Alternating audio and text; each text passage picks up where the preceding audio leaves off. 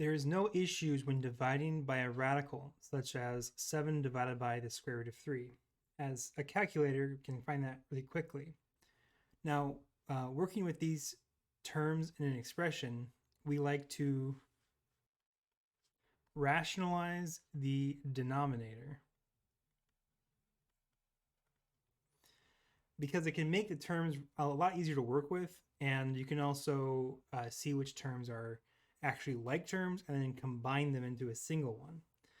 So when you are when you have a term with a radical in the denominator, and that's just all it's in the denominator, like these four, we can rationalize it by multiplying by the radical to remove it. Now for these first two, it's going to be quite simple. I'm just going to multiply by the square root of 3. That's because we have a square root. In this case, on top, of course, you're going to multiply top and bottom by the same thing, so you don't change the fraction. We have 7 root 3. And on bottom, we have the square root of 3 times the square root of 3, which is the square root of 3 squared. And that, of course, cancels each other, and we get just 3 in the denominator. And that's what rationalization does, is it removes the radical from the denominator, making it just a number, which is a lot easier to work with than having a square root or a third root or whatever.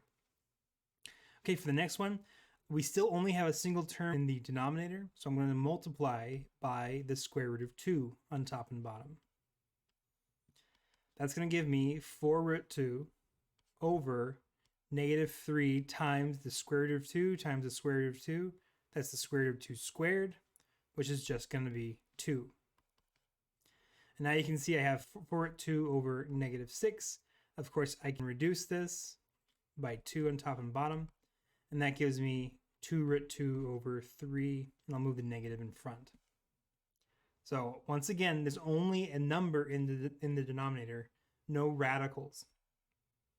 Okay, for this next one, we have 1 over the cube root of 2. And cube roots, and anything really higher than that, have to do a little bit more thinking. You have to really think about how to rationalize them. So the way we can do this is we need to have a power of 3 in the denominator. Up here, for these first two, all we had to do was multiply by the square root of itself, because the square root times itself is what cancels. That's just what square and square root are. But for a cube root, we have to have a cube power. And here we have a 2. So to get a cube power on the 2, we need to multiply by, first off, you have to multiply by the same radical power, cube root. But now I'm going to multiply by 2 squared, because 2 squared times 2 is 2 cubed. And that is what's the inverse of the cube root. So we got to multiply on top and bottom by the cube root of 2. The cube root of 2 squared. And that gives you the cube root of 2 squared over, here we have common radicals, so we can multiply the insides using that rule of radicals. So 2 times 2 squared is going to be 2 cubed. And now you can see the cube root and the cube cancel, and we get just 2 on the bottom. I'm going to write 2 squared as 4 on top. And now I have the radical removed from the denominator. So I had to multiply, once again, by 2 squared here, so that this 2 and the 2 squared become 2 cubed. The 2 cubed gets rid of the cube root. Okay, finally we have 4 to the 5th power, 1 over 4 to the 1/5 power, or the 5th root of 4. And what I could do is I could multiply by 4 to the 4th power, the 5th root of that, on top and bottom, because that will give me 4 to the 5th power, and the 5th root of 4 to the 5th power is just 4. But there's actually a simpler way we can do this, or what ends up being a nicer way of doing this, and that is by changing this 4 to 2. So this is the same thing as 1 over the 5th root of 2 squared. So 2 squared, all we need to have is 5 in the denominator so that we can get rid of this 5th root. So I'm going to multiply now by the 5th root of 2 to the third power. 2 plus 3 is 5, so that gives me a fifth power in the denominator. You could do the 4 to the, 4 to the fourth power, like I showed in the first place.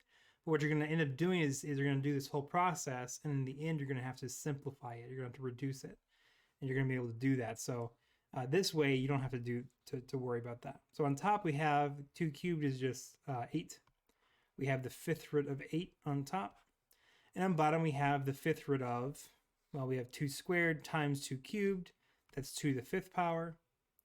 And the fifth root of the fifth power cancel, and we get the fifth root of 8 over 2. And that is rationalized. So you're always trying to balance these powers when you have something bigger than a square root. Square roots are really easy to do. You just always multiply by the radical. Square root of 2, square root of 2, square root of 3, square root of 3. Square root of 15, multiply by the square root of 15, and so on. If it's a higher power, that's when you have to go through this thinking process of how do I get that power on the inside. Now, these were all for really monomials in the denominator, or monoterms, I should say.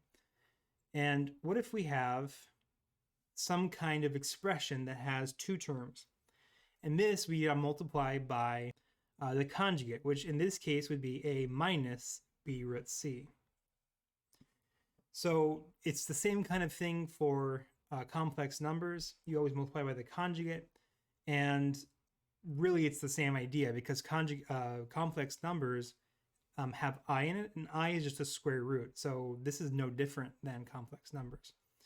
So for this first one, we need to rationalize it. I'm going to multiply by the conjugate on top and bottom, which is going to be 1 minus the square root of 3. The exact same numbers in the first and second part, but now we have the opposite sign. So we have a plus there. It's going to be a minus now. So on top, I'm going to distribute that 2 into there. So it's going to be 2 minus 2 root 3. Now on bottom, we have 1 times 1 is 1. 1 times negative root 3 is negative root 3. Negative root 3 times 1 is positive root 3. And positive root 3 times negative root 3 is negative 3. Root 3 times root 3 is just root 3 squared, which is just 3. And you can see that these will cancel. That's the whole reason why we do the conjugate multiplication. 1 minus 3 is negative 2. And now you can see I can reduce it by 2.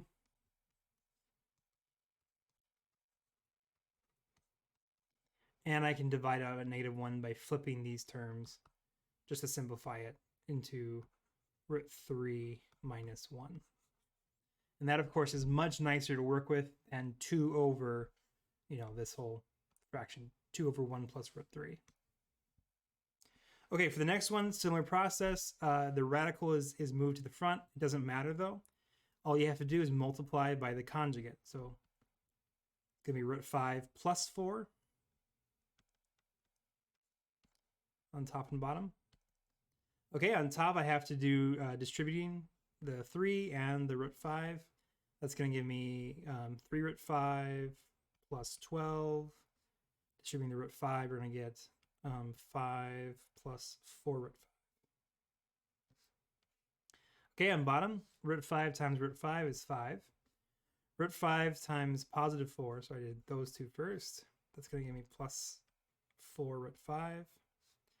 Then we have negative 4 times root 5, negative 4 root 5. And finally, negative 4 times negative 4 is negative 16. Okay, combining like terms, on top we have 12 plus 5 is 17. 3 root 5 plus 4 root 5 is 7 root 5. On bottom, those cancel. Once again, that's always the reason why we do this. And we get negative 11. And that may not be, that much nicer to work with, but it is nicer because we do not have 2 different sets of radicals, right? We had root 5 on top and a root 5 on bottom. Now we only have a single one on top. Now, of course, in these that I showed you, I only had square roots. If you have anything that's higher than the square root, it really becomes much more complex. But we're not going to be working with anything that's higher than the square root. So this is all you really need to know for now. Okay, give it a try in number 1.